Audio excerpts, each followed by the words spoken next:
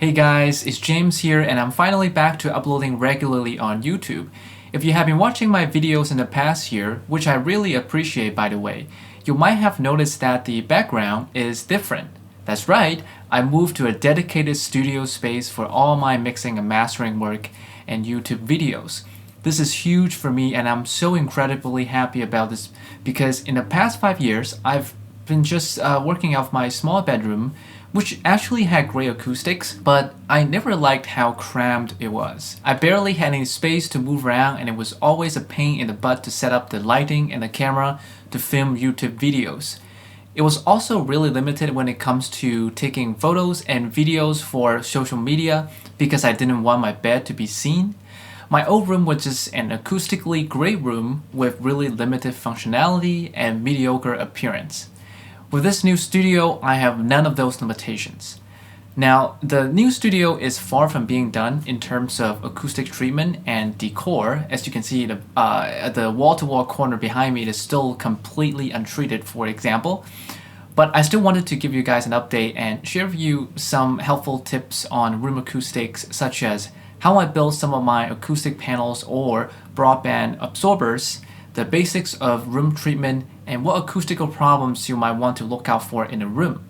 First, I want to show you my studio as it is right now.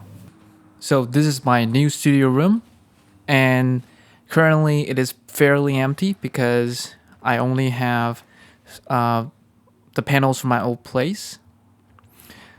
So I have three 6 inches thick panels for on each side of the wall right here to tame the first reflection points, and next to my speakers in the front wall I have also 6 inches thick panels to capture a little bit of the low end and any more of the reflection, but I'll have bass traps in there in the corners as well. And this is my main mixing desk area. This is my digital piano, and I just have one panel here straddling the corner. I mean, it's not supposed to be, I didn't build this panel to straddle the corner like this, but right now this is just one over here for now, because later on I'll be filling in the corners from the floor to ceiling with bass traps. And this is my lighting for the video, and this is my tripod. And I have another light there, which is, that's going to be, there's no light bulb for now, but they're coming in. And this door goes into a storage space where I store all my, miscellaneous stuff, lighting, camera gig, everything is in there. I have a custom built PC here, which I will be replacing with an iMac whenever they come out with the new Apple Silicon chip and have the bigger iMac. I'll be replacing my PC for that, and the PC will be just for a gaming machine. Oh, right now, these panels are basically literally on boxes because later on I'm going to be mounting them on the wall. These ones, right now, they're just on literal boxes. That's what they're standing on. Pretty precarious, but you know what? It's working fine.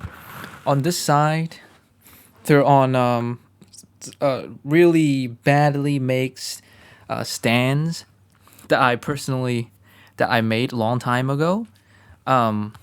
But these will also be mounted on the wall as well later on. But right now they're just on stand. So yeah, this is my studio room for now. Now I'm going to talk to you a little bit about the panels that I made 5 years ago actually 6 years ago, back in 2015. They're basically all the same, other than a little bit of the design that in the front. But they are all 6 inches thick, and inside them there is a 3 inches thick insulation material from Ruxel Safe and Sound. And in the back here, I purposely put a 3 inches thick air gap to trap more bass.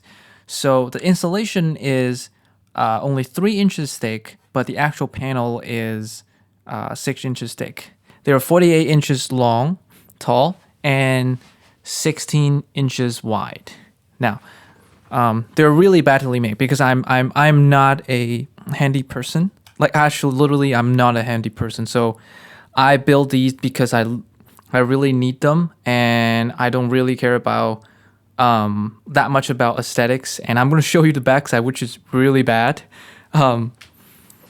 So this is what it looks like in the back. So as you can see, 3 inches thick here, about 3 inches thick air gap, which it would trap more bass compared to just flush against the wall.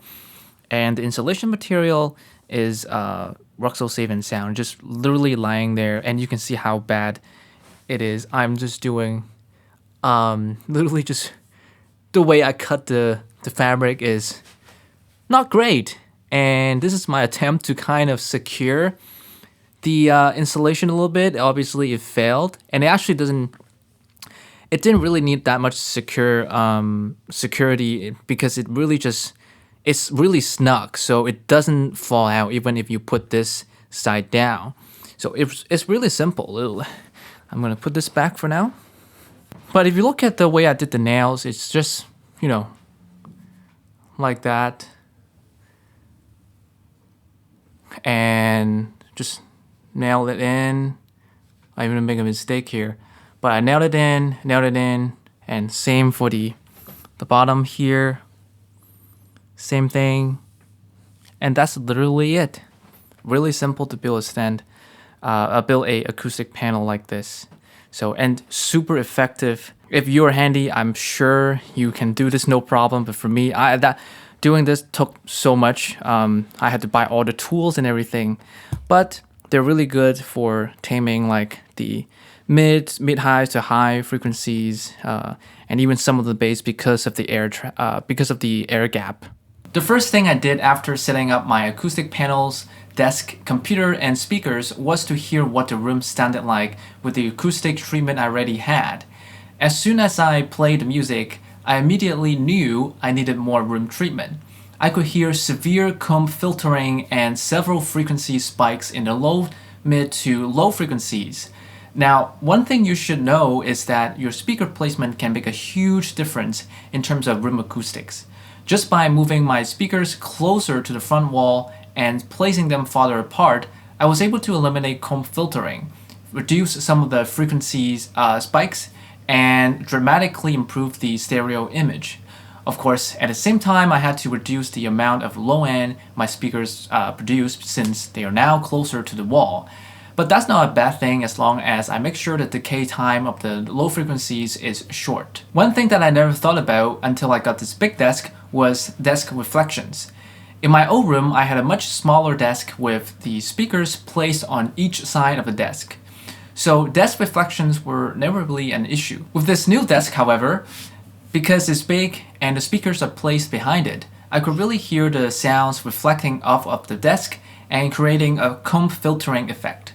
For that reason, I'm considering returning it and getting a smaller desk instead. But at the same time, I really appreciate the bigger working area and how clean it looks, especially on camera. I'm also a sucker for the wood aesthetic and minimalist interior design styles. I mean, just look at how beautiful this desk is. Anyways, while I'm debating between keeping the desk and returning the desk, I found a solution to eliminate the desk reflections if I do end up keeping the desk. I ordered this acoustic panel that is 2 inches thick, and when I'm doing mixing or mastering work, I just put it on a desk like this.